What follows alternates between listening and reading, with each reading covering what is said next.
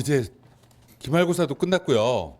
이제 수시 원서를 써야 되는데 고민이 되게 많으실 텐데 오늘은 어찌됐건 이제 지금 무언가 준비를 어떻게 해야 될지를 설명을 드릴 거고요. 이제 1학년, 2학년 학부모님도 계시기 때문에 1학년, 2학년 학부모님에 맞춰서도 조금 이제 같이 양념을 좀 치도록 할게요. 제가 이제 수시 설명회를 꽤 많이 하는데 이제 오늘 갑자기 수원을 오는데 제 조카한테 전화가 왔어요. 제 사촌 동생한테.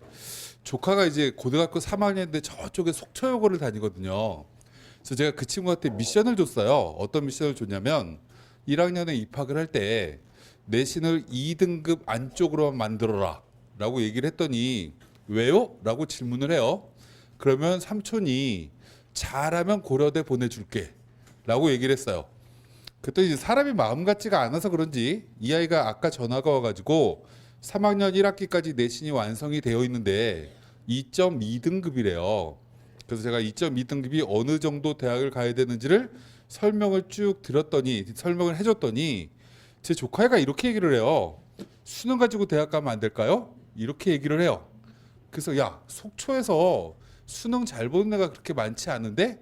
라고 얘기를 했더니 이 아이가 자연계인데 6월달 모의고사를 국어를 95점 맞았대요, 자기가.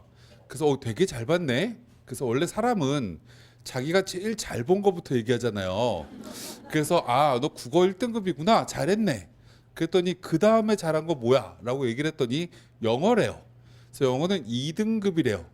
그래서 그럼 수학은 3등급이니 4등급이니? 라고 얘기했더니 4등급이래요. 과학은? 이라고 얘기했더니 과학도 4등급이래요. 그래서 제가 잔소리하지 말고 그냥 내신 갖고 대학 갈래? 라고 얘기를 했더니 이 아이가 이런 얘기를 해요. 저는 속초를 벗어나서 아무리 못 가도 중대 이상의 대학교를 꼭 갈 거예요. 그러려고 하면 내신 갖고 갈 수 있어요? 자꾸 이제 이렇게 질문하는 거예요. 그래서 제가 이제 내일 모레 일요일 날 원주를 가거든요.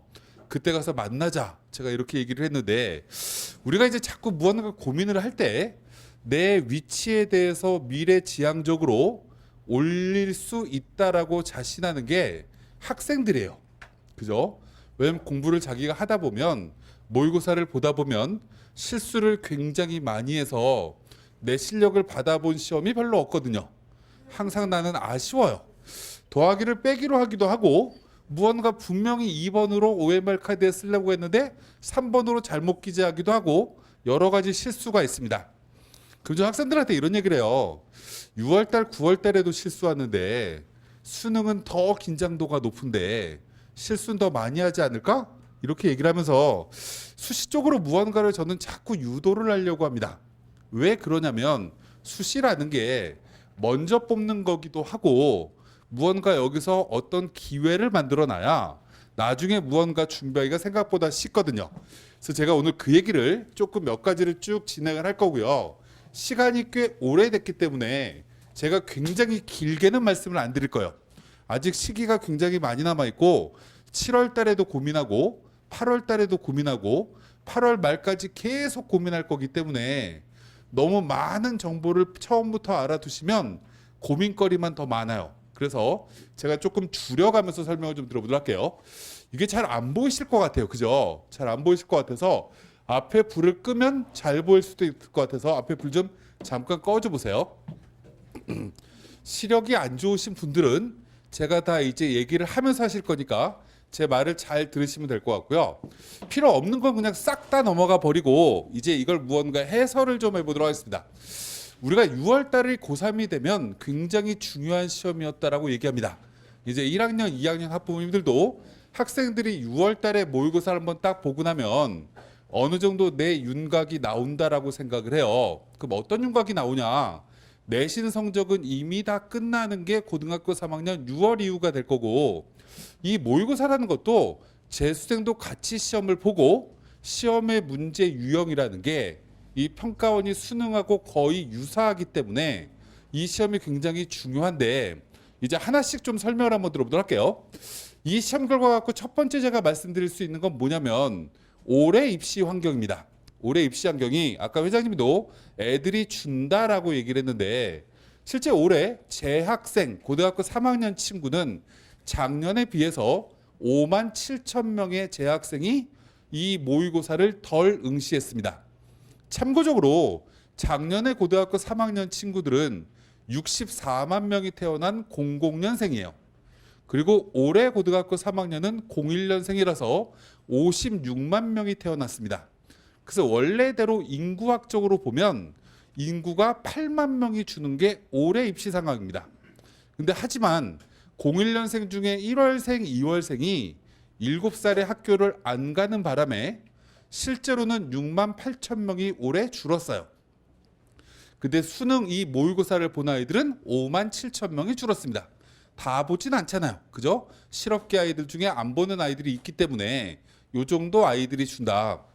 참고적으로 지금 고등학교 2학년 친구들은 02년생입니다. 대부분 친구들이 02년은 한일 월드컵이 있었던 해요. 그죠? 그럼 아이를 많이 낳았을까요? 아이를 안 낳습니다. 4강까지 올라갔기 때문에. 그래서 올해 고등학교 2학년 친구들은 또 인원이 주는데 내년에 몇 명 줄 건지를 예측하기 좀 어렵지만 출생 인원으로 따지면 49만 6천 명으로 줍니다. 그래서 출생 인원은 현재 고등학교 3학년과 현재 고등학교 2학년이 6만 4천 명 차이가 나요. 그래서 고등학교 2학년 친구를 이렇게 얘기할 수 있습니다.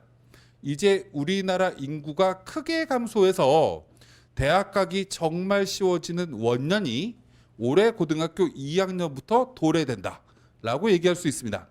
고등학교 1학년 친구들은 고2랑 인구 차이가 1000명밖에 차이 안 나거든요.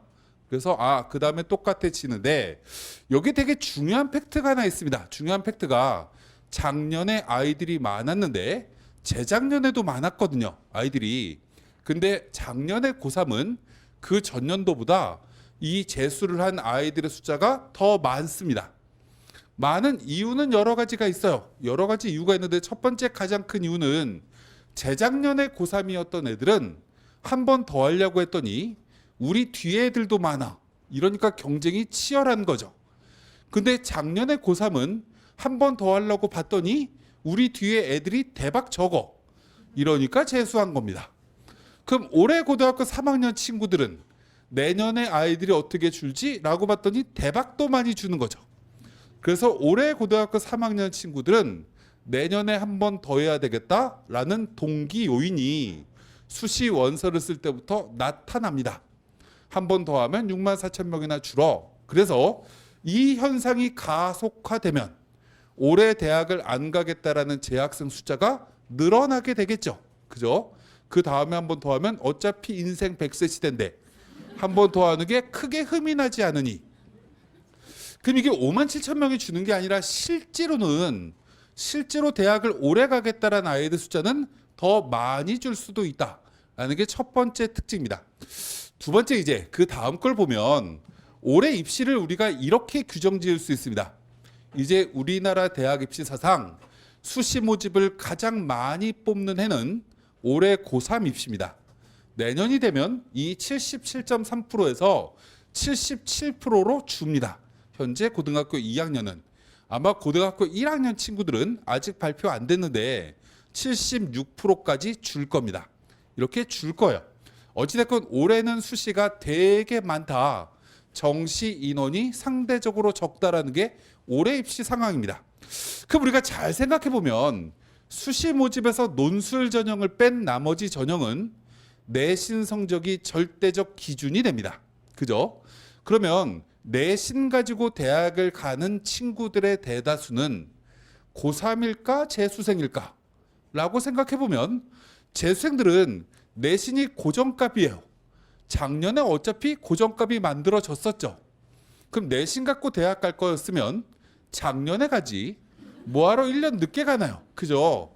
그럼 실제로 우리가 생각해 보면 이 재수생들은 수능 가지고 대학을 가거나 논술 준비를 해서 대학 가려고 합니다. 왜냐하면 수능과 논술은 변동값이에요. 1년에 한 번씩 성적을 바꿀 수 있습니다. 반면에 학생부 교과 전형이거나 종합 전형에 해당되는 내신은 3학년 1학기가 끝나는 순간 고정값으로 바뀌어 버립니다. 그죠? 근데 어찌됐건 고정값을 확보하는 올해 고3 아이들이 작년보다 5만 7천 명이 줄고 여기에 플러스 알파 인원이 더 줄 가능성이 높기 때문에 올해 수시 모집은 경쟁이 약화될 수밖에 없겠죠. 교과 종합은 거기에 들어가는 문도 넓어졌습니다. 이게 특징이더라. 그래서 올해 수시 모집은 지난해에 비해서 이변이 일어날 가능성이 되게 높구나 라고 우리가 생각할 수 있는데, 이 이변이라는 게 굉장히 수요자 입장, 학생 입장에서는 행복한 이변이 될 가능성이 되게 높은 거죠. 이걸 우리가 기본적으로 생각을 하고 그 다음 얘기로 넘어가도록 하겠습니다.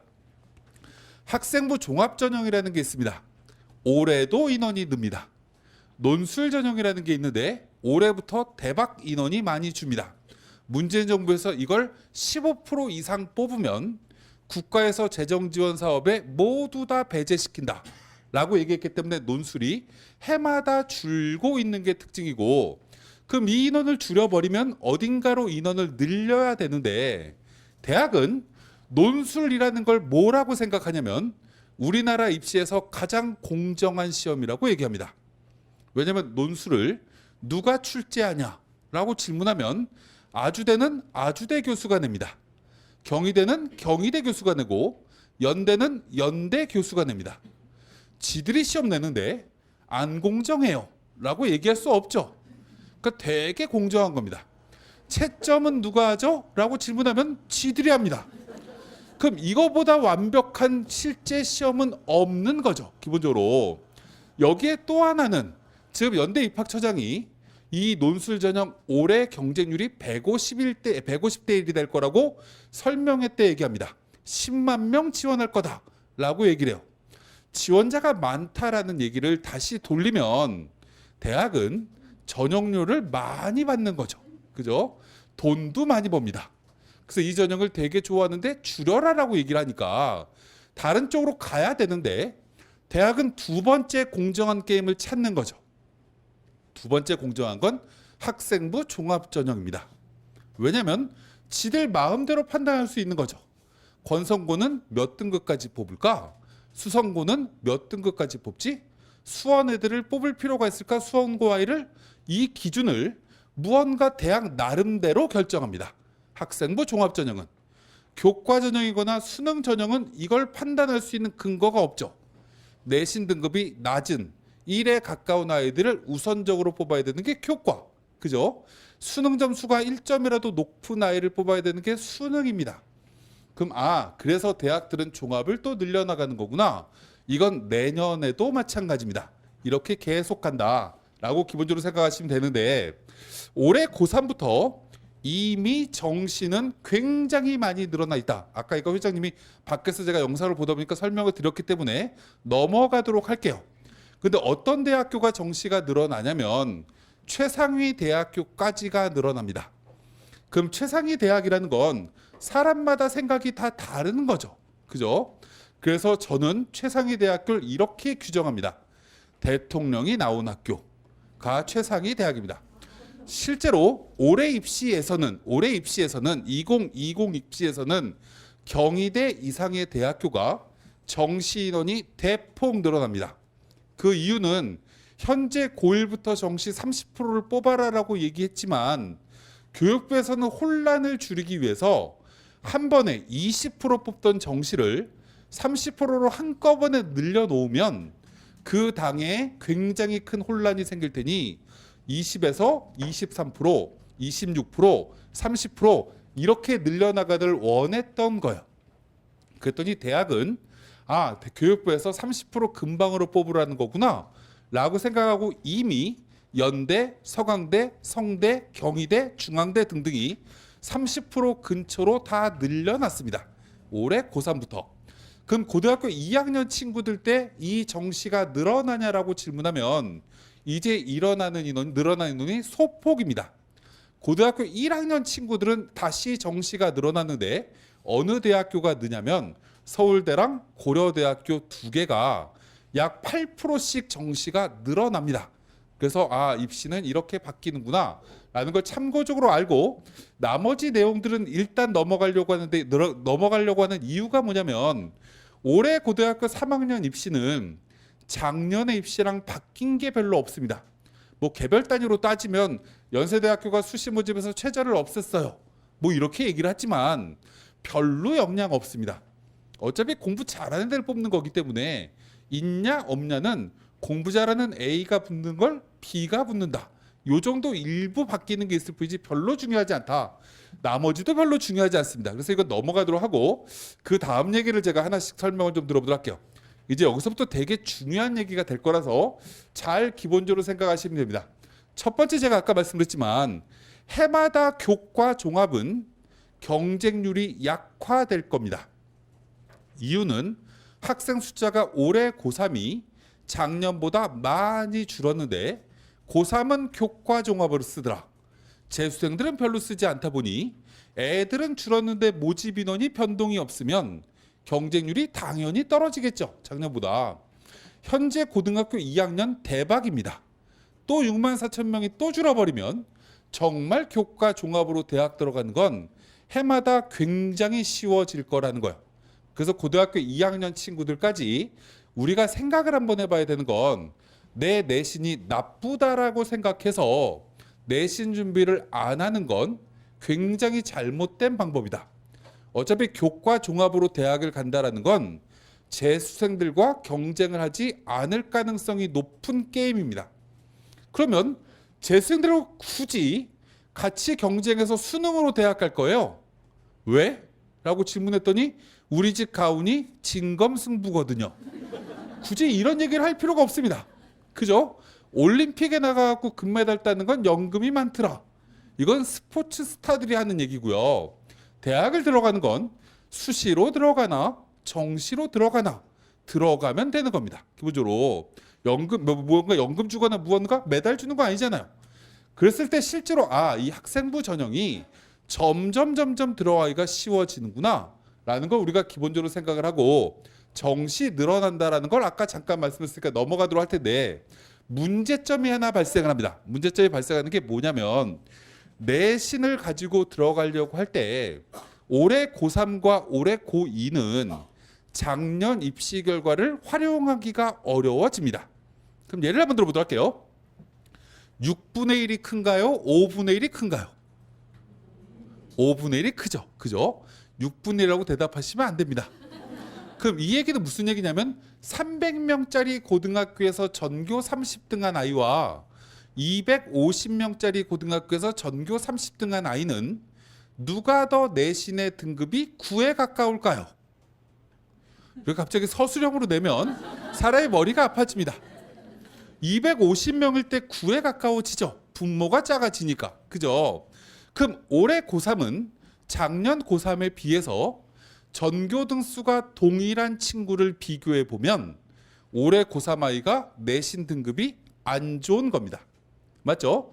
현재 고등학교 2학년 친구도 3학년 아이와 비교하면 똑같은 전교 등수를 가졌는데 우리 아이 내신 등급은 안 좋아집니다. 근데 제일 중요한 것 중에 하나는 우리나라 고등학교는 변동이 없습니다. 물론 광교 신도시에 처음에 무언가 입주할 때 고등학교가 2개인가 생겼어요. 근데 전국의 고등학교가 1750개입니다. 1년에 2-3개 생겨봐야 큰 변동이 없죠. 그럼 제가 이 얘기를 왜 하냐면 고등학교 숫자가 똑같은데 대학의 모집 정원이 똑같다라고 얘기하면 작년에 우리 학교에서 전교 30등이 예를 들면 경희대 갔어. 그럼 올해 전교 30등도 경희대 가야 정상인 거죠. 그죠? 통계적으로 그렇게 접근해야 되는 겁니다. 근데 작년 고3하고 올해 고3하고 내신 등급이 다르다라는 게 문제인 거죠. 지금 이게 왼쪽에 문과라고 적혀 있는데 문과는 참고적으로 3월달, 4월달, 6월달 재학생들의 시험을 본 통계를 보면 작년 아이들보다 8.8% 줄었습니다. 문과는. 자연계는 몇 프로가 줄었냐면 17%가 줄었습니다. 그래서 작년에 어떤 고등학교에서 내신 2등급 받았던 아이의 전교 등수를 16등이라고 가정했을 때 똑같은 16등 아이를 찾아보니 올해 문과는 2.1등급으로 변합니다. 자연계는 2.2등급으로 바뀝니다. 그럼 예를 들어서 홍익대라는 대학교를 들어갈 때 홍익대 홈페이지를 딱 들어가 봤더니 작년에 우리 대학의 입시 결과의 교과 전형이 합격자 평균이 2등급이에요. 이렇게 써 있습니다. 그러면 올해는 2.1등급, 2.2등급이 들어가면 그 대학은 선방한 겁니다. 그죠? 작년하고 동일한 수준의 아이를 뽑았다라고 얘기할 수 있는 거예요. 근데 이제 이걸 인지하지 못하고 이걸 인지를 대부분 누가 못할 거냐면 고등학교 선생님들이 인지하지 못합니다. 이렇게 인구가 급변한 적은 우리나라 단군 일의 역사상 없었거든요. 그럼 선생님들은 뭘 갖고 상담할 거냐면 작년에 홍대가 2등급짜리가 들어갔다라는 이 입시 결과를 보고 올해 우리 학교 2등급을 거기다가 지원시키려고 합니다. 그럼 지원을 하면 어떤 결과가 생길까? 라고 질문하면 내 내신보다 저 정도 낮은 애들이 들어가는 거죠. 똑같이 2등급짜리가 그대로 써버리면 그 애들만 쓴다라고 하면 모집 정원에 비해서 문과는 9% 가까이 지원자 숫자가 줄어버리는 거고 이과는 17%가 줄어버리는 거라서 그 뒤에 애들이 없어져 버리면 갑자기 2등급짜리가 쭉 합격했다가 뒤에 아무도 없어. 이러면 3등급이 붙을 수도 있습니다. 4등급이 붙을 수도 있는 거죠. 이런 혼란스러운 입시가 된다. 2등급짜리가 그대로 따라서 쓰면 당연히 붙겠죠. 그죠? 선물도 받을 겁니다. 장학금을. 그죠? 그 우리가 잘 생각해야 될 거 장학금을 받는 건 어머님 아버님한테 기쁜 일이죠. 내 주머니가 무거워지니까 빠져나가지 않으니까. 하지만 입시가 끝나면 어머님들은 어떤 생각을 다 하시냐면 우리나라 대학을 꼴등으로 들어가는 걸 제일 좋아합니다. 수시 모집 합격자 발표 충원 발표 맨 마지막 날 9시까지 전화가 오는데 8시에 전화 받으면 미칩니다. 꼴등으로 우리 아이가 들어갔구나. 슬퍼하는 게 아니라 만세를 부른다라는 거죠. 근데 어찌됐건 올해 내신 성적이 이렇게 낮아진다. 그럼 우리는 무언가 수시 모집 원서를 쓸 때 되게 심혈을 기울여서 써야 되는 게 올해 고3, 올해 고등학교 2학년인 겁니다. 과거 통계를 보고 쓸 수가 없어요. 그래서 올해 고등학교 3학년 학부모님은 작년에 고3, 재작년에 고3 학부모님을 겪었던 분들하고 얘기를 섞으시면 안 됩니다. 올해 고등학교 2학년 학부모님은 올해 고3 학부모님하고 우리 아이 당신 아이 어디 갔어요? 이런 얘기 물어보지 마세요. 입시가 바뀝니다. 애들이 너무나 크게 줄 거기 때문에 우리 아이가 우주의 기운만 잘 들어오면 대학을 되게 쉽게 갈 수 있습니다. 이게 첫 번째. 두 번째, 정시도 마찬가지입니다. 이제 어머니들이 작년에 그런 얘기를 들어보셨는지 모르겠지만 작년에 서울대 컴퓨터도 빵꾸가 났고 산업공학과도 빵꾸가 났고 연고대 대박 빵꾸가 났고 성균관대 경영학과가 한문학과보다 점수가 낮았고 뭐 등등 정시의 대학들을 아이들을 뽑았더니 작년에 역대급으로 펑크가 난 학과가 되게 많습니다. 그 이유는 아까 제가 말씀드렸지만 작년 고3 아이들이 많았지만 수능 성적을 딱 받고 나서 내 기대에 못 미치는 아이들이 정시 원서를 안 쓰고 그대로 재수한 아이들이 되게 많습니다. 작년에 저희 메가스터디에 저쪽에 양지기숙이 있고 서초기숙이 있는데 이 두 개 학원이 언제 마감이 됐냐면 12월 26일 날 마감됐습니다. 12월 20작년에 정시 원서 접수가 1월 3일까지였거든요. 그 원서도 안 넣고 재수한 아이들이 작년에 그 두 개 학원에 1,600명이 있었습니다. 그 아이들이 지금까지 재수를 하고 있어요. 안 넣어요. 근데 두 번째 더 중요한 것 중에 하나는 뭐냐면 작년에 들어간 아이들의 성적에 비해서 올해 대학을 들어간 아이들의 성적은 굉장히 많이 떨어질 거라는 게 특징입니다. 그럼 예를 들면 이런 거죠. 100분위가 90이다 라는 숫자를 우리 아이가 성적표에 받았다 라고 하면 우리가 이런 추론은 가능합니다. 53만 명이 수능 봤으니 우리 아이는 상위 10%쯤 되겠구나 라고 우리가 추정이 가능하죠. 그럼 5만 3천 등입니다. 작년 수능 봤을 때는. 근데 올해 수능 몇 명 볼 거냐면 48만 명이 조금 넘게 볼 겁니다. 그럼 48만 명이 시험 봤을 때 100분이 90을 맞으면 작년에 90 맞은 아이랑 올해 90 맞은 아이의 성적표는 똑같이 100분이 90이 기재되는데 등수로 따지면 5만 3천 등이었던 작년 아이에 비해서 올해 아이는 4만 8천 등으로 바뀝니다. 그럼 5천 등이 올라가는 거죠. 서울대 수시 정시를 다 합쳐봐야 3,100명밖에 안 됩니다. 대학교를 한 단계 이상을 점프할 수 있는 게 동일한 성적을 받는다라는 거죠. 근데 우리가 작년에 대학들이 이렇게 정시 결과를 발표하는데 대다수의 고3 학부모님들이 뭘 하냐면 와 우리 집에서 가까운 경희대네 중국어학과 수원 캠퍼스에 있어 이 학과를 정시에 들어가려면 성적이 어떻게 받아야 되지? 작년 결과를 봤더니 국어 100분이 95, 수학 100분이 85.7, 탐구 100분이 88. 아, 평균을 내면 90이 조금 안 되는 아이가 들어갔구나 라고 우리가 확인이 가능합니다. 이건 대학에서 이렇게 발표한 거예요. 그럼 우리 아이가 6월 성적표를 딱 받고 나서 비교를 한번 해보는 거죠. 아, 우리 아이가 국어 100분이 88이에요. 수학 100분이 88이에요. 탐구 100분이 88이에요. 아씨, 여기 가기에는 정시로 좀 점수가 모자르네 라고 생각하는 게 고3 담임 선생님, 고3 학부모님들이 일반적으로 생각하는 겁니다. 여기에 뭐가 빠졌냐면 작년 인원과 올해 인원이 다르다라는 가정이 빠진 거죠.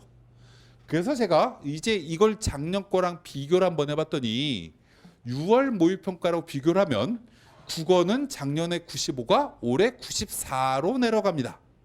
수학이 85.7이 올해 81로 내려갑니다. 4점이 내려가요.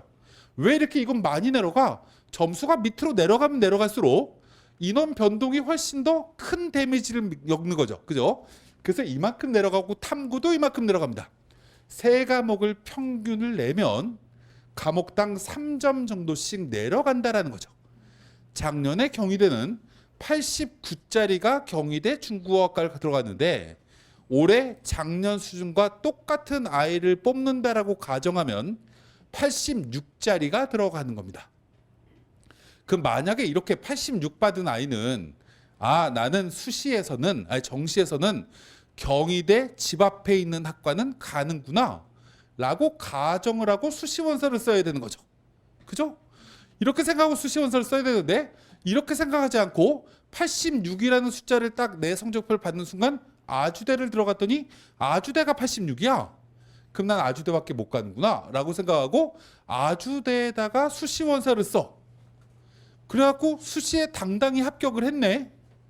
근데 수능시험을 11월 14일에 딱 보고 평소에 86보다 조금 더 잘 봐서 88, 89 받았어.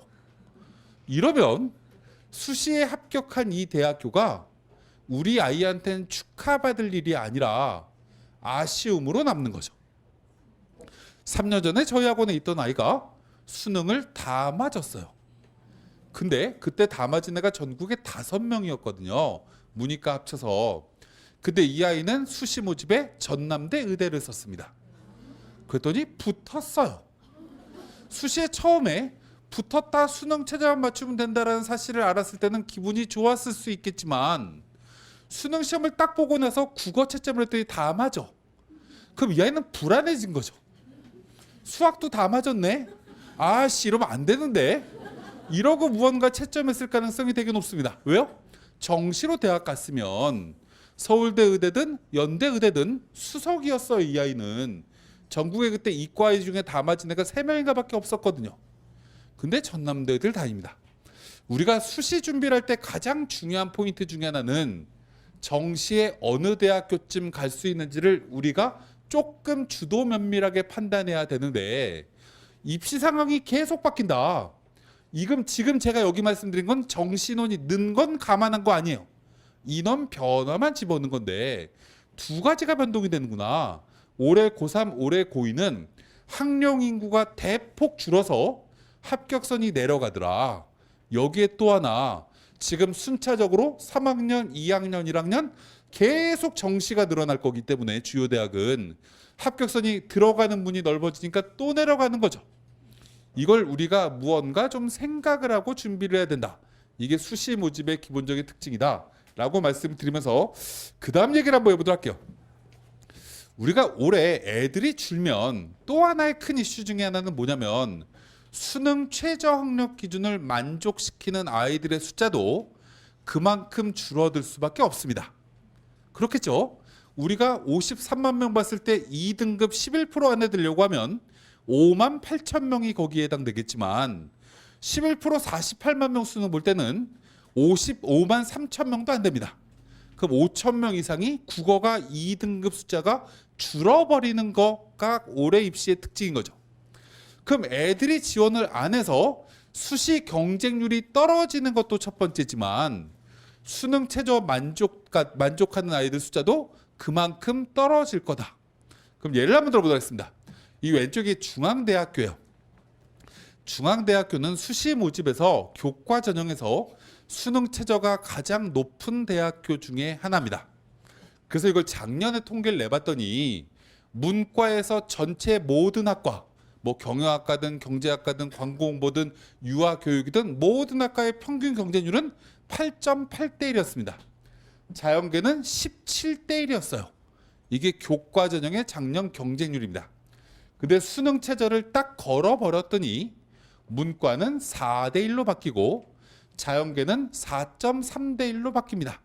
다시 얘기하면 원서를 9월 달에는 기분 좋게 중앙대학교에다가 5만 원이라는 돈을 전형료로 냈지만 수능 시험이 딱 끝나고 나서 우리 아이가 세계 등급합 6, 올해는 세계 등급합 6이거든요. 이 조건을 못 만족시키면 학교에 기부한 거죠. 그냥 5만 원을. 5만 원은 자선단체에 기부해야 됩니다. 대학은 자선단체가 아니에요. 근데 수능 최저라는 게 이런 역량을 가지고 있더라. 그래서 실제로 수능 최저 학력 기준 때문에 상위권 대학교에 들어가는 아이들이 일부 있습니다. 작년에 저희 학원에 다녔던 어떤 아이는 여학생인데 내신이 3.7등급입니다. 근데 이 아이가 어디를 붙었냐면 고려대학교를 붙었습니다. 가정교육학과인가를 붙었어요. 붙은 이유는 뭐냐면 고려대는 학생부 종합전형인데 1단계가 5배수라는 조건이 있죠. 3.7등급의 내신을 가지고 있으면 1단계 통과하기가 어렵습니다. 고대니까. 그래서 이 아이는 마지막 날까지 경쟁률을 이렇게 보다가 5대 1이 안 될 만한 학과를 찾습니다. 그랬더니 간호학과, 가정교육과가 보이는 거예요. 어디를 갈까 생각하다가 간호는 무언가 피를 보는 게 내가 무서워. 그래서 학과를 바꿉니다. 가정교육으로. 집어넣었더니 경쟁률이 5대 1이 살짝 넘습니다. 1단계를 겨우 통과했어요. 근데 수능 최저가 4개 등급합 7이었는데 이 조건을 만족한 아이가 실제로 1대1밖에 안 됩니다. 나머지 애들은 다 수능 최저를 못 맞춰서 실제로 이 아이는 면접을 그렇게 잘 본 것도 아닌데 무혈 입성을 합니다. 저쪽에 상계동 쪽에 있는 용화여고라는 일반계 고등학교 아이입니다. 수원여고보다 공부 잘하는 학교 아니에요. 걔는 무언가 공부를 수능 최저를 재수하면서 맞춰서 붙은 아이입니다. 우리가 기본적으로 수시 원서를 쓸 때 최저라는 게 꽤 의미 있는 결과가 우리가 기본적으로 생깁니다. 두 번째 고3 학부모님들을 위해서 설명을 또 한번 드리면 교과 전형이라는 게 뭐냐라고 질문하면 얘는 뭔 짓을 해도 상관없는 전형입니다. 뭔 짓을 해도 된다는 얘기는 우리 아이가 예를 들면 우리 아이가 경희대를 넣으려고 했더니 아씨 경쟁률이 대박 높아. 아무 학과 무슨 학과든지 경희대를 한번 넣어봐야지라고 아무리 봐도 경쟁률 한방 재료공학과도 경쟁률이 높고 러시아학과도 경쟁이 높아서 여기다 못 넣겠어. 근데 옆에 아주대를 딱 봤더니 갑자기 경쟁률이 2대 1밖에 안 돼. 그럼 갑자기 무언가를 대학을 싹 바꿔도 되는 게 교과 전형입니다. 왜냐면 얘는 그냥 클릭 하나로 대학을 선택할 수 있는 전형이거든요. 수시 모집에서. 근데 반대로 논술이거나 학생부 종합 전형은 이게 힘들어집니다. 왜요? 학생부 종합 전형은 대부분 학교가 자기소개서를 써야 됩니다. 경희대랑 아주대랑 자기소개서 포맷이 다르다라는 게 특징인 거죠. 그리고 학과를 결정해야 됩니다. 내가 기계공학과를 쓰기로 했으면 기계공학과에 맞춰서 자기소개를 써야 되는데 갑자기 우주과학과가 경쟁률이 낮다라고 해서 싹 바꾸기에는 물리적으로 힘들다라는 거죠. 자소를 바꾸기에. 그래서 고3 학부모님들이 우리가 기본적으로 생각해야 될 것 중에 하나는 나중에 마지막까지 교과 전형은 경쟁률을 보시면서 원서 쓰셔야 됩니다. 이거 조금 이따 한번 더 설명을 드리도록 하고, 그래서 이제 하나씩 좀 설명을 또 한번 드리도록 할 텐데, 그래서 교과 전형으로는 어느 대학교를 써야 될 건가를 빨리 결정하실 필요가 별로 없습니다. 우리 아이 내신은 도대체 어느 대학 수준인가만 기본적으로 확인하시면 되는 거고, 우리가 지금 빨리 판단해야 되는 건 뭐냐면 학생부 종합전형은 어느 대학교를 쓰는 게 좋을까, 논술 전형을 쓰는 게 맞을까, 이건 빨리 결정하셔야 됩니다. 왜냐하면 이 두 개 전형은 우리 아이가 지금부터 준비해야 될 게 굉장히 많이 남아있는 전형이기 때문에 이 전형을 기본적으로 먼저 선택해야 되는데, 제가 몇 가지만 설명을 먼저 드리면서 다음 얘기를 한번 해보도록 할게요. 우리가 학생부 종합전형을 쓸 때 상당수 아이들이 이런 생각을 제일 먼저 합니다. 자기의 학생부를 보고 진로 희망사항이 1학년, 2학년, 3학년 때 나는 생명과학자로 써 있어, 난 심리학자라고 써 있어 라는 맨 처음에 무언가 진로 희망사항의 내용을 확인합니다. 그리고 내가 1학년 때부터 3학년 1학기까지 만들어 놓은 창의적 체험 활동이나 수상 실적이나 세부 능력 및 특기 사항이나 독서나 여러 가지를 쭉 점검한 다음에, 우리 아이가 내가 쓸 수 있는 학과는 이것 또는 이거다 라고 먼저 결정합니다. 이게 나쁜 건 아니에요. 이렇게 결정을 하고 거기에 맞춰서 자기소개서를 쓰게 되는데, 가장 큰 문제점 중에 하나가 뭐냐면 내 마음이 제 마음이고 제 마음이 개 마음입니다. 우리나라 고등학교의 교육 현장은 굉장히 다양한 인재를 길러내는 교육과정이냐 고등학교가, 생각해보면 꼭 그렇지 않습니다. 우리가 고등학교에 가서 아이들의 학생부를 가지고 원서를 쓴다라고 하면 학생부 종합전형에 무슨 과를 쓸래? 라고 질문하면 문과는 10개 학과 내로 무언가 줄어들어 버립니다. 자연계도 6, 7개 학과로 아이들이 쓰려고 하는 학과들이 모두 다 밀집됩니다. 근데 학생부 종합전형은 그렇게 원서를 쓰다 보면 굉장히 치열한 경쟁을 내가 맞이할 수밖에 없는 거예요. 그래서 이 아이들이 나중에 원서를 쓰고 나면 뭐라고 얘기를 하냐면, 왜 내가 쓰려고 하는 데만 이렇게 경쟁률이 높아? 나는 사람을 몰고 다니는 힘을 가지고 있어. 이런 이상한 얘기를 하면서 엄마 아빠한테 우리 편의점 할까? 장사할까? 뭐 이런 얘기를 막 합니다. 사람을 몰고 다니니까. 근데 우리가 생각해봐야 될 거, 그렇게 생각을 하고 학생부 종합전형을 쓰면 확률이 낮아진다라는 거예요. 무슨 확률이요? 합격할 확률이. 그럼 여기에 두 번째 우리가 또 고민해야 될 것 중에 하나가, 제가 점심에도 우리나라 대학의 부총장님하고 입학처자하고 점심을 먹으면서 이 얘기 저 얘기를 했는데, 요즘 대학들의 가장 큰 키워드 중에 하나는 뭐냐면 융합이에요. 근데 우리나라 대학에서 융합을 무언가 대학에서 컨트롤해서 아이들을 가르치는 대학이 그다지 많지 않습니다. 본인 개개인이 선택해서 융합을 하는 거죠. 그럼 예를 들면 이런 거요. 내가 심리학자가 되겠다라고 1, 2, 3학년을 만들었어, 무언가를. 그래서 심리학과를 쓸 거야. 이렇게 했을 때는 머릿속에 이런 고민도 한번 해야 되겠죠. 내가 이 전공과 나중에 융합을 뭘 하면 좋을까? 라는 걸 기본적으로 고민해야 됩니다. 이 고민을 아이들이 별로 안 합니다. 이제 시대는 그렇게 바뀌어가고 있는데, 근데 제가 이 얘기를 왜 하냐? 제가 예전에 심리학과를 가고자 하는 아이들을 제일 많이 다른 쪽으로 돌린 건 도거동문학과입니다. 그 왜 밑도 끝도 없이 도거동문학과냐? 심리학자 중에 유명한 사람이 독일 사람이 많거든요. 그래서 제가 고등학교 2학년쯤 된 아이들한테, 야, 동문과 관련된 걸 무언가 만들어. 그래서 나중에 자소서에 심리학자 누구누구에 대한 관심이 생기다 보니 내가 독일 문화, 독일 역사에 대해서 관심이 가지게 돼서 이쪽 분야에 대해서 이렇게 무언가 공부 학업 역량을 키웠어. 이렇게 만들면 생각보다 합격 가능성이 높아집니다. 심리학과를 들어가서 도고동문학과를 복수 전공하나, 도고동문학과를 들어가서 심리학과를 복수 전공하나, 앞뒤만 달라질 뿐이지 나중에 나올 땐 똑같아집니다. 기본적으로. 그럼 우리가 학생부 종합전형을 볼 생각을 할 때는 대체제를 우리가 한번 고민 한번 해봤으면 좋겠다. 특히 고등학교 3학년 친구들 아직 학생부 3학년 1학기께 남아있기 때문에 이걸 가지고 무언가 확장할 수 있는 학과를 조금은 고민하셨으면 좋겠습니다. 그래서 이걸 첫 번째 얘기를 하고 두 번째 학생부 종합전형의 두 번째 얘기를 한번 해보도록 할게요. 우리가 학생부 종합전형은 대학에 가서 상담을 하면 원래 안 되는 전형입니다. 왜 안 되는 전형이냐라고 질문하면 학생부 종합전형은 무언가 개개인이 꼭 붙는다라고 얘기할 수 없는 전형이기 때문에 그래요.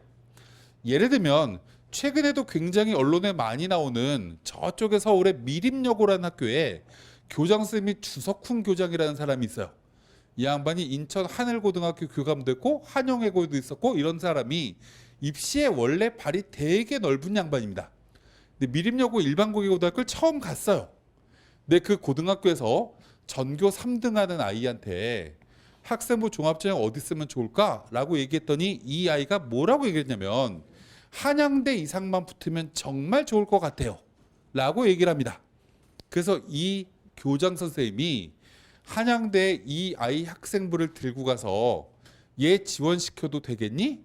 라고 학생부를 보여줬어요.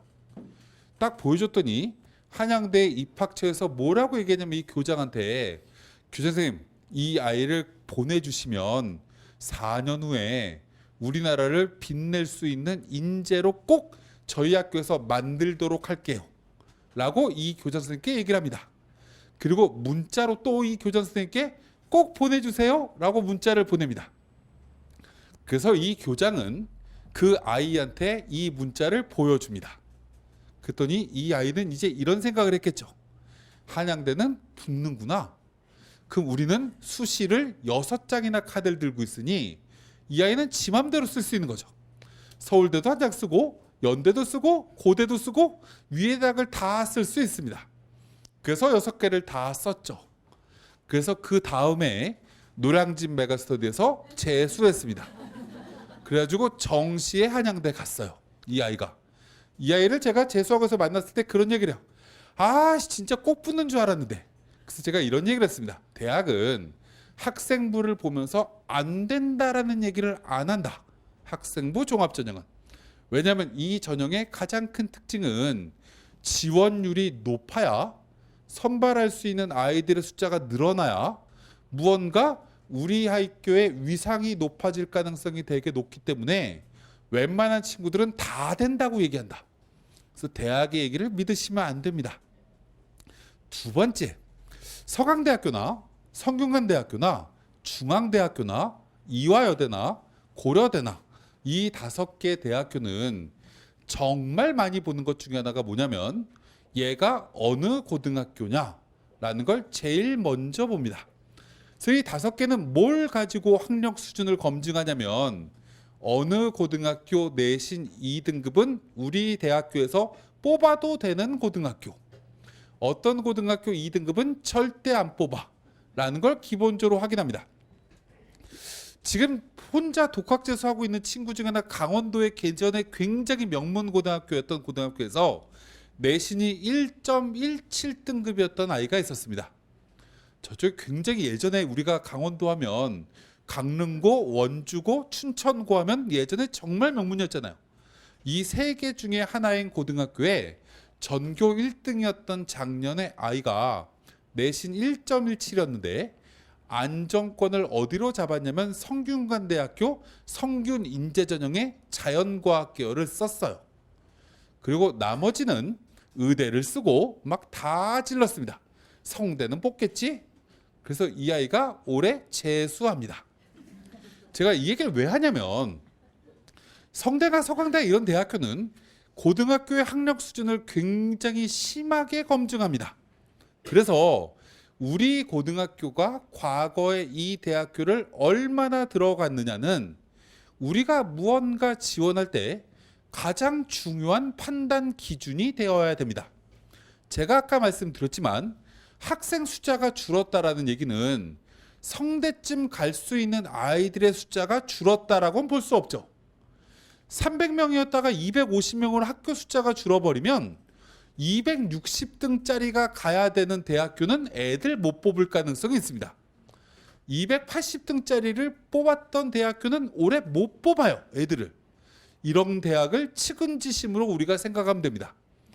근데 어차피 전교 10등짜리 뽑았던 대학, 전교 20등짜리 뽑았던 대학은 똑같이 이 아이들이 남아있기 때문에 뽑는데 전혀 문제가 되지 않습니다. 그래서 학생부 종합전형에 방금 말씀드린 특히 5개 대학교는 우리 학교에서 작년에 전교 몇 등짜리가 붙었는지, 그래서 학교 선생님께 그걸 확인하고 나는 도대체 전교 몇 등인지 이걸 기본적으로 확인하고 무언가를 비교해 줘야 된다. 이 대학교 중에 추천서를 써야 되는 대학교는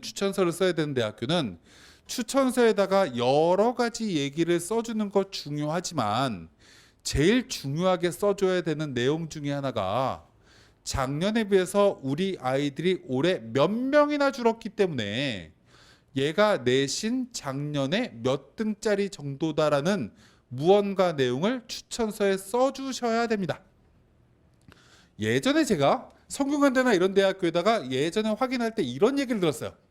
어떤 저쪽에 서대문구에 있는 모 고등학교 아이가 전교 1등입니다. 근데 내신이 1.3등급이에요. 1.3등급인데 이 아이가 성대를 원서 쓰겠대요. 왜? 라고 질문했더니 작년 우리 학교 전교 1등이 성대 경영학과를 갔대요. 그래서 자기도 원서 쓰겠대요. 그래서 제가 궁금해서 성대에다 전화해봤습니다.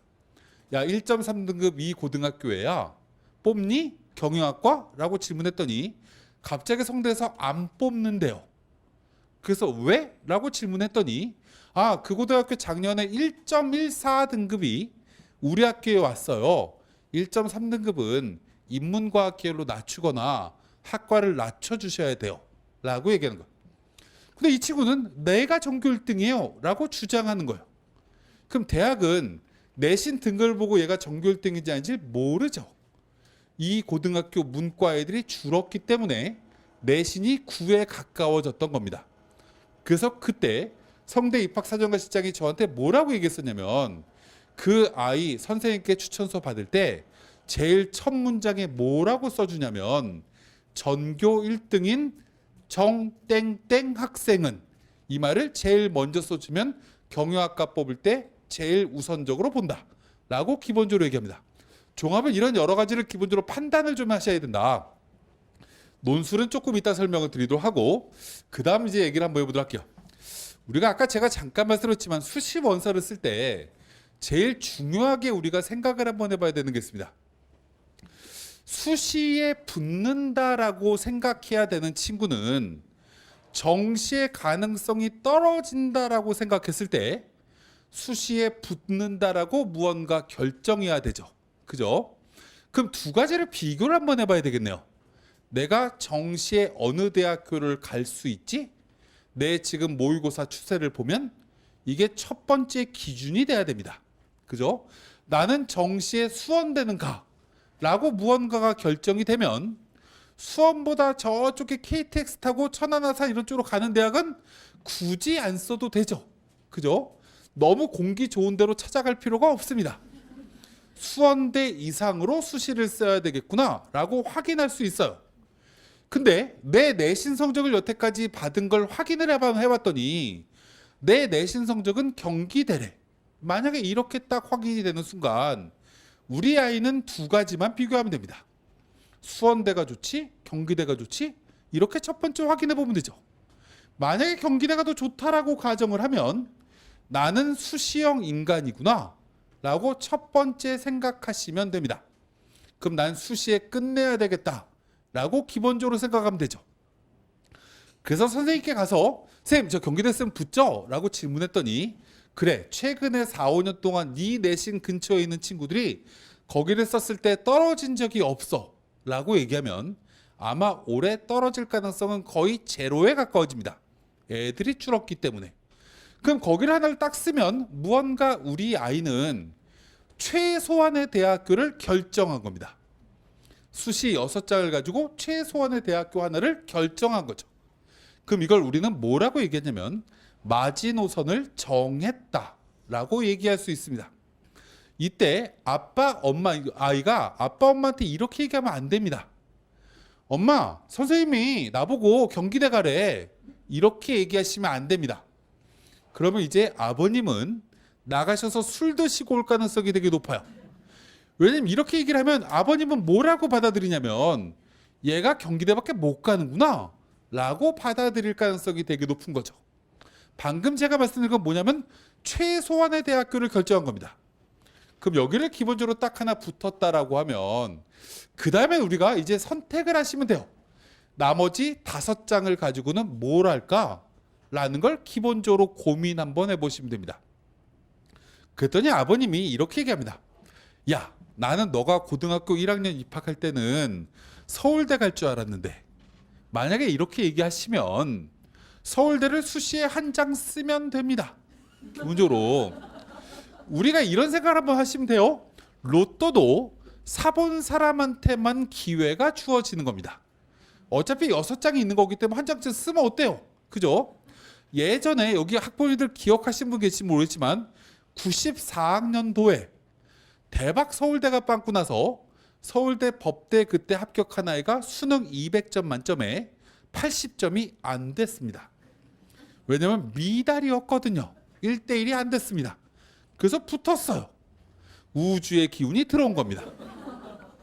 만약에 이렇게 붙으면 정말 이 아이는 나라를 구한 아이인 거고요. 전생에. 떨어지더라도 할 말은 생깁니다. 서울대를 아깝게 떨어졌다. 그래서 나는 시내버스 타고 학교 다니다 라고 무언가 만들 수 있습니다. 연대도 쓸 수 있고 고대도 쓸 수 있고 나머지 5자를 가지고는 뭘 써도 상관없는 거죠. 근데 이렇게 쓸 때 그래도 가능성이 높은 걸 골라서 써야 되는 거니 이건 무엇으로 쓸까를 우리가 하나하나 고민을 좀 한번 해보시면 되는 거예요. 원서 쓰기가 되게 쉬운 겁니다. 원래 수시 모집은 복잡하다고 생각하지 마세요. 왜 복잡하다고 생각하냐면 사람들은 자꾸 이상하게 저는 방금 마지노선부터 결정해야 된다고 말씀드렸는데 우리나라의 95%의 학부모님들은 마지노선부터 정하지 않습니다. 그럼 뭐부터 정하냐면 내가 평소에 품어놨던 대학부터 생각합니다. 연대 입시 요강을 제일 먼저 보고 면접형이 뭐야? 그리고 면접형을 봅니다. Z점수는 도대체 뭐야? 이렇게 막 보고 뭐 이상은 몇 점 주고 뭐 이걸 막 봅니다. 애 내신은 3등급인데 보고 못 간다는 사실을 뭐 한참 공부한 다음에 압니다. 아, 이거 안 되는 거구나. 그리고 이제 기본적으로 열심히 공부만 했어요. 입시 전문가 될 것도 아니면서. 그 다음에 활동 수행 전형을 봅니다. 아, 이거 국제형도 있고 무언가 이렇게 나눠져 있네. 이 전형 기본적으로 내신의 중요성이 떨어지는데 라고 해서 원서를 한번 써볼까? 라고 마음을 먹었는데 다음 쌤한테 연대 어때요? 이렇게 물어봤더니 선생님이 이렇게 얘기합니다. 우리 학교가 개교한 지 62년이 됐는데 이 자제분 성적을 가지고 붙은 적은 한 번도 없어요. 안 된다라는 얘기를 선생님이 이렇게 얘기합니다. 안 되는 거예요. 안 되면 버리셔야 되는 거죠. 그럼 또 논술 찾아요. 막 이렇게 막 찾다 보니까 아씨 면접형은 뭐고 종합형은 뭐고 막 찾다 보니까 입시가 복잡해 보이는 거죠. 이렇게 공부하면 입시가 복잡한 겁니다. 마지노선부터 정하면 바로 위에 대학을 한 단계 한 단계 올라가면 됩니다. 6단계나 올라갈 수 있는 거죠. 대학을. 그 맨 처음에 경기대부터 시작을 하면 아주대 쓸 수 있을까? 경희대는 어떻지? 중앙대는 이렇게 무언가를 막 올라가면 되는 겁니다. 기본적으로. 이렇게 찾는 생각을 하시는 게 이 대학 입시의 가장 중요한 포인트인데 가장 중요한 거 아까 제가 말씀드렸지만 학생부 종합 전형은 우리 아이 여러 가지 활동 갖고 원서를 써야 되는 건데 더 중요한 것 중에 하나가 뭐냐면 우리나라 상위 20개 대학교의 학생부 종합 전형의 평균 경쟁률은 9대 1입니다. 그래서 이변이 잘 일어나지 않습니다. 학생부 종합 전형은 단 이변이 일어나는 학과는 정말 인기 없는 학과들이 가끔씩 일어납니다. 예를 들면 경희대학교 주거환경학과가 있습니다. 여긴 도대체 자기소개서를 뭐라고 써야 될까? 라고 고민이 되는 학과에 아이들이 지원을 안 하면 합격선이 폭락합니다. 한방재료공학과가 도대체 뭐야? 한 번도 들어보지 못했는데 이래서 아이들이 안 쓰면 합격선이 폭락합니다. 한방재료공학과는 경희대 환경학과랑 더불어서 원래 정시 합격선이 가장 낮은 학과인데 놀랍게도 환경공학과는 수시 모집 학종에서는 경쟁률 대박 높고 합격선 대박 높습니다. 왜요? 아이들이 환경에 대해서 관심 가진 아이들이 열나 많거든요. 생명과학에 대해서 준비를 동아리나 여러 가지를 많이 했거든요. 이걸 우리가 역으로 좀 생각을 한번 해보셨으면 좋겠다.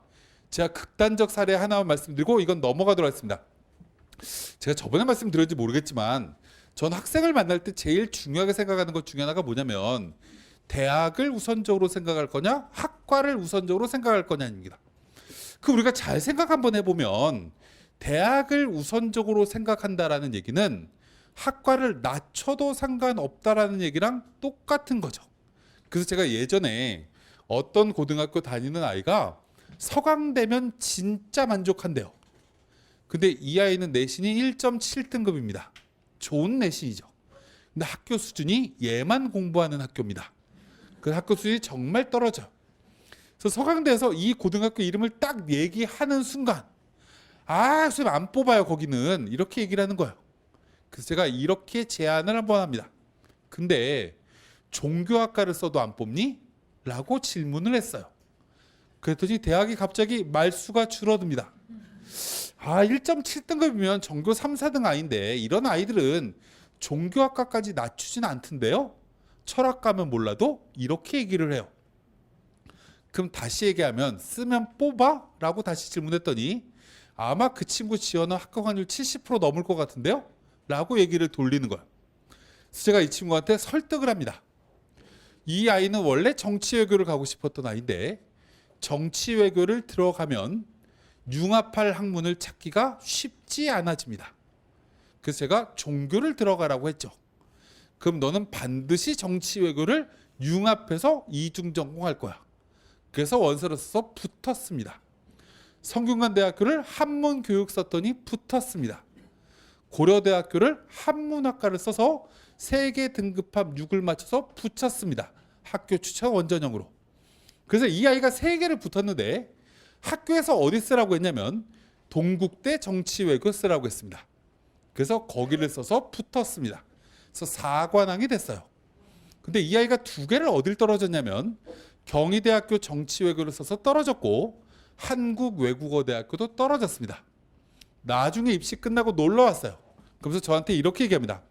이 망할 놈의 경희대, 망할 놈의 한국외대는 제가 고대도 붙었는데 학생부 종합전형을 여기를 제가 안전권에서 넣었더니 면접도 보라고 부르지 않고 서류에서 떨어졌어요. 라고 얘기를 합니다. 그래서 제가 한마디를 뭐라고 얘기했냐면 정치외교라서 그래. 라고 얘기를 했습니다. 우리가 무언가 수시 특히 다른 전형 얘기하는 거 아니에요. 학생부 종합 전형은 전공 적합성이라는 굴레 때문에 학과 간 부침 현상이 정말 크게 일어난다 라는 걸 우리가 기본적으로 생각하실 필요가 있다. 2번째, 이중 전공을 못할 것 같은데요? 라고 생각하는 친구들은 대학에 대해서 정보를 조금 더 많이 알아놓으셔야 됩니다. 그럼 이게 무슨 얘기냐?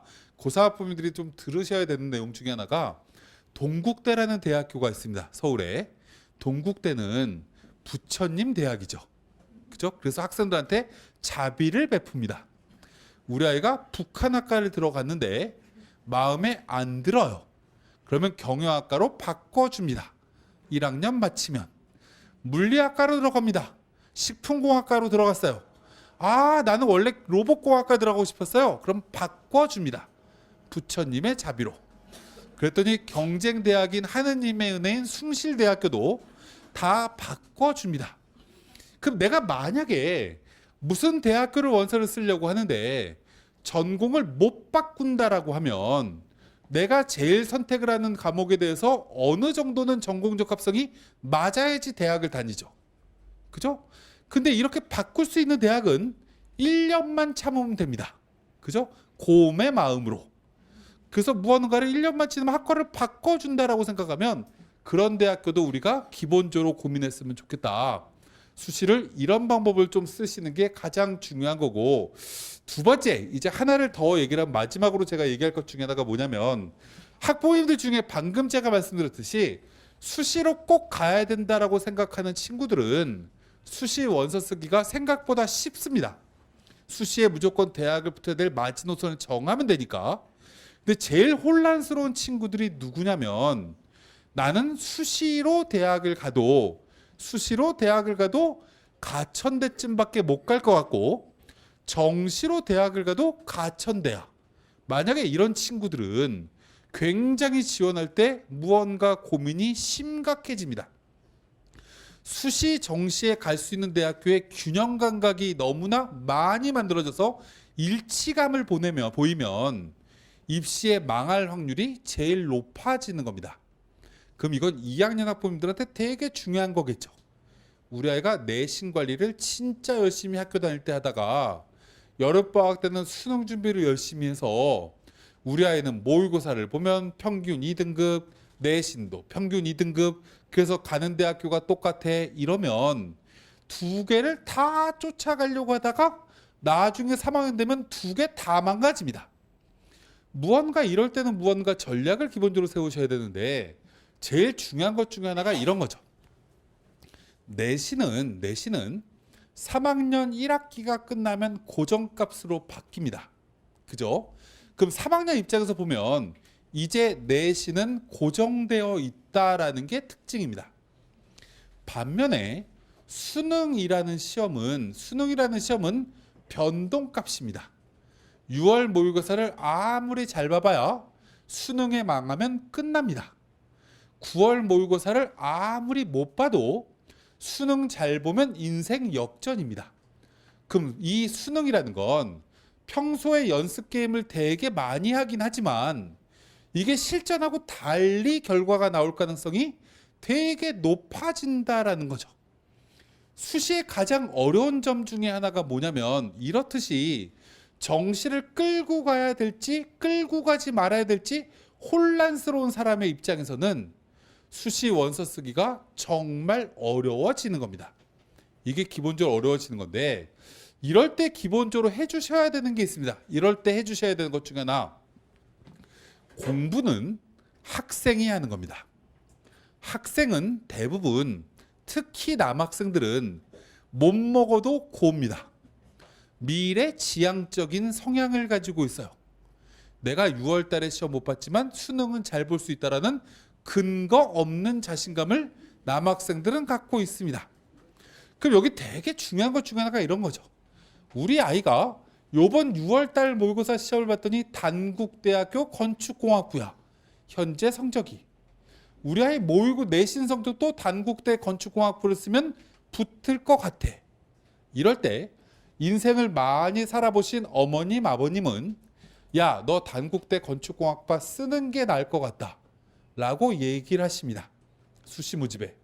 왜냐하면 수능 때 성적이 어떻게 나올지 모르는데, 확률적으로 주변 얘기를 되게 많이 들어보면 6월 달보다 9월 달보다 수능 성적이 떨어지는 아이들이 훨씬 더 많다라는 걸 어머님들이 많이 들어서 쓰자라고 얘기합니다. 그러면 아이는 그 얘기를 듣고 나서 기분이 좋을까? 라고 거꾸로 생각해 보면 기분이 열나 나빠집니다. 엄마 아빠가 나를 무시한다라는 느낌이 드는 거죠.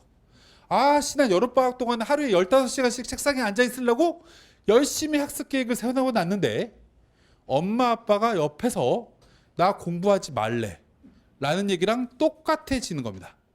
다시 얘기하면 우리 아이가 내신과 수능과 두 개 중에 강점이 무엇인지를 찾기 어려운 학부모님들은 우리 아이랑 수시 원서 쓰실 때 의논하시면 안 됩니다. 그냥 어머님, 아버님이 결정을 해 놓으시면 돼요. 결정을 이 대학을 쓰게끔 해야 되겠구나 라고 본인들이 그냥 결정하시고, 아이는 9월 달 모의고사 볼 때까지 가만히 공부하게 놔두시면 됩니다. 사람은 생각이 바뀌거든요. 6월 달에는 실수를 많이 해서 9월 달에 올릴 거라고 생각한 아이가 9월 달에 제정신으로 돌아온 아이가 있습니다. 이럴 때 이 대학을 쓰면 어떨까라고 무언가 얘기하는 건 나쁘지 않은 전략입니다. 9월 달에 성적이 조금 오른 친구는 또 굳이 얘기하실 필요 없습니다. 그들 대학교를. 근데 이런 친구들한테 우리가 무언가 대학을 결정할 때는 대부분 다 면접이나 논술이 수능 뒤에 있는 학교를 고르시면 됩니다. 학생부 종합전형으로 우리 아이가 아주 대학교를 아주 에이스 전형으로 붙을 수 있을 것 같은데 면접이 수능 뒤래 이러면 그냥 거기를 쓰시면 됩니다. 아이랑 굳이 의논하실 필요 없죠.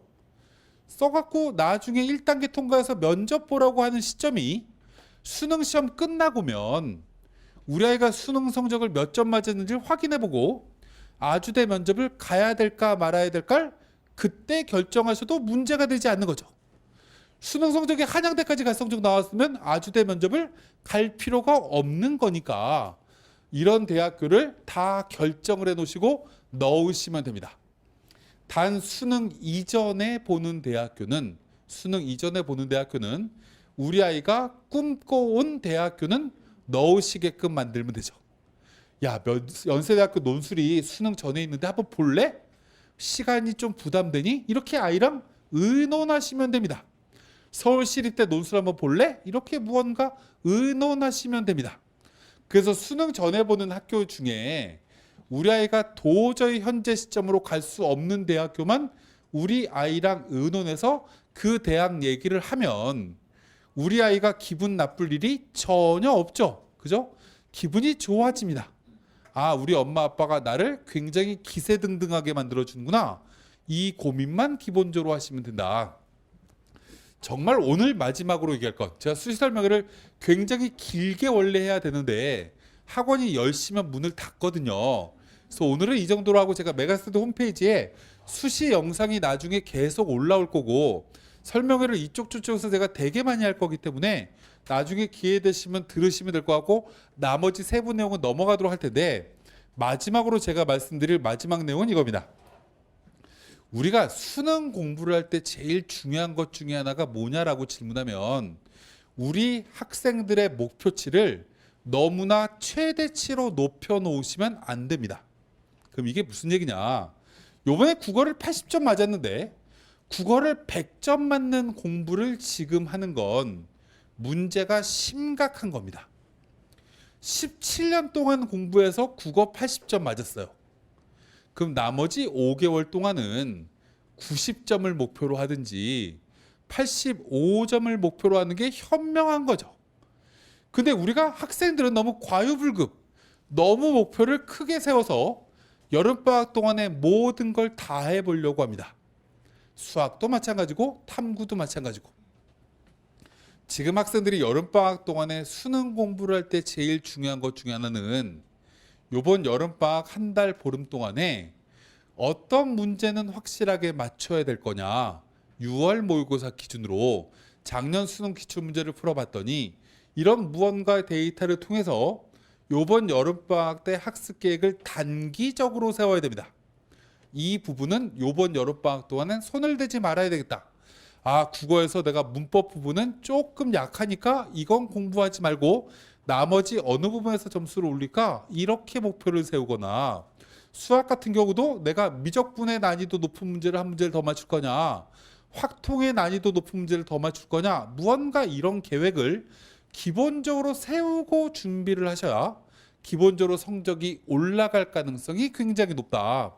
그래서 너무 거시적인 굉장히 거창한 목표를 세우지 말고 조금은 세밀한 목표를 여름방학 동안에 세워주셨으면 좋겠다라고 말씀을 드리면서 정말 마지막 하나만 제가 설명을 드리면서 이제 인사를 드리도록 할게요. 제 조카가 이제 다음 주면 제대를 합니다.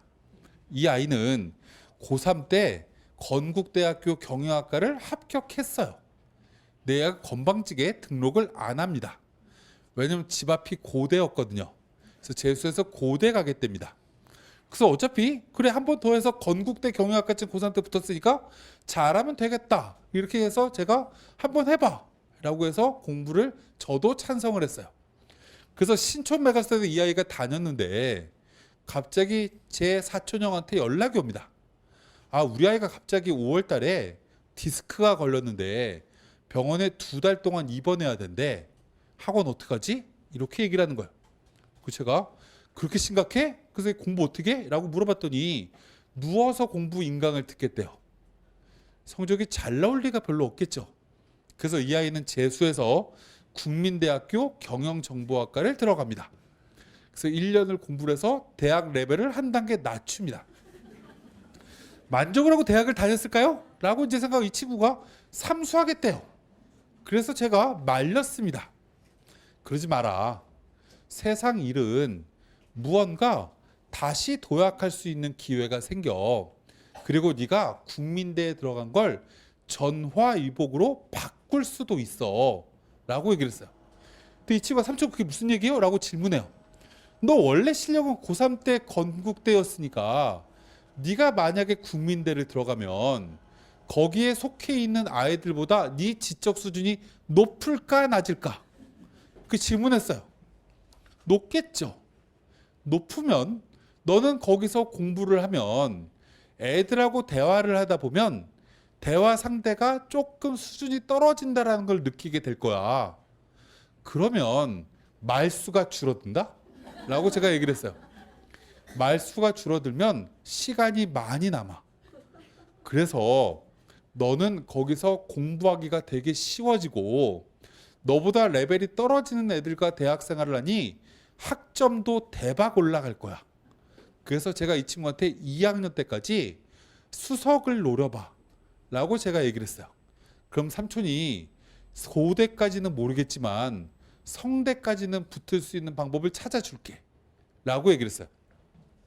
이 아이가 2학년 1학기 딱 끝나고 군대를 갔는데 그때까지 학점이 4.2가 넘어요. 그래서 2등쯤 한 것 같대요. 그래서 군대를 갔습니다. 제가 군대 갈 때 이 친구한테 뭐라고 얘기했냐면 군대 가서 무조건 영어 공부만 한다. 걔가 군대를 어딜 갔냐면 저쪽에 서울에 우면산이라고 있거든요. 양재동 뒤에. 거기 꼭대기 가면 공군이 거기 위에 기지를 차리고 있어요. 거기서 공군이에요. 그래서 제가 제 이 조카놈한테 영어 공부를 열라해서 제대할 때까지 토플 점수를 105점 이상 만들어놔 라고 미션을 줬더니 이 친구가 108점쯤을 맞을 수 있대요. 그래서 제가 이 친구가 5월 달에 휴가를 나왔길래 제일 먼저 성대를 데리고 갔어요. 그래서 제 조카라고는 얘기 안 하고 얘가 저희 학원 다니는데 편입하고 싶대. 성대로.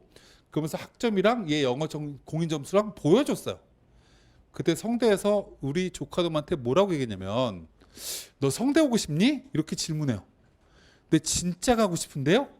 라고 얘기를 했더니 성대에서 얘한테 뭐라고 얘기했냐면 너 나중 되면 생각이 바뀔 것 같은데? 라고 얘기하는 거야. 그게 뭔 소리야? 라고 질문했더니 얘는 우리 학교는 거의 붙을 확률이 80%가 넘는데 고대 써도 붙을 것 같은데? 라고 얘기를 해주는 거야. 이 얘기를 딱 들으니까 이 친구가 갑자기 미쳤어요. 고대도 갈 수 있나요? 이렇게 확인해서 제가 그래서 또 고대를 또 데리고 갔네요. 그랬더니 지필고사만 잘 준비하면 뽑아. 이렇게 얘기된 거야. 그래서 얘가 지금 5월 달에 갑자기 들어가갖고 저한테 문자를 보내서 뭐라고 얘기하냐면 고대를 향해서 6개월 동안 미친 듯이 준비해 볼게요. 라고 얘기해요. 이 친구가 처음에 재수를 했을 때 성적이 그렇게 안 좋았을 땐 굉장히 이 친구는 낙오됐다라는 느낌을 가졌을 거예요. 패배의식에 젖어 있습니다. 난 왜 이렇게 운이 없지? 갑자기 재수했는데 허리를 다쳐가지고 이런 무언가 생각이 굉장히 지배했을 텐데 지금은 그런 생각이 전혀 없어지고 무슨 생각만 하면 미래지향적 사고만 합니다. 아, 이렇게 하면 되는구나. 제가 이걸 왜 마지막에 말씀을 드리냐면 우리가 수시 원서를 쓰다 보면 6개를 쓰잖아요. 그러면 마지노선만 붙을 가능성이 되게 높습니다. 위에 예를 들어서 경기대는 붙었는데 한양대 떨어지고 무언가 경희대 떨어지고 다 떨어지면 만족할까요, 아이들이? 나 그때 논술 볼 때 그 문제 풀 수 있었는데 왜 그때 내가 그 문제를 못 풀었지? 이런 아쉬움이 아이들은 입시가 끝나면 다 머릿속을 지배합니다. 그럼 이 아이가 대학 생활을 잘할까요? 대학 들어가면 친구들이 수준이 떨어져서 아씨 얘들하고 어떻게 4년을 다니지? 이런 생각을 굉장히 많이게 가지게 돼요. 제가 아까 말씀드렸지만 입시에는 최선을 다해야 되는 거지만 끝나고 나면 결과가 안 좋게 나오더라도 이건 분명히 다른 방법으로 바꿀 수 있는 길이 생깁니다.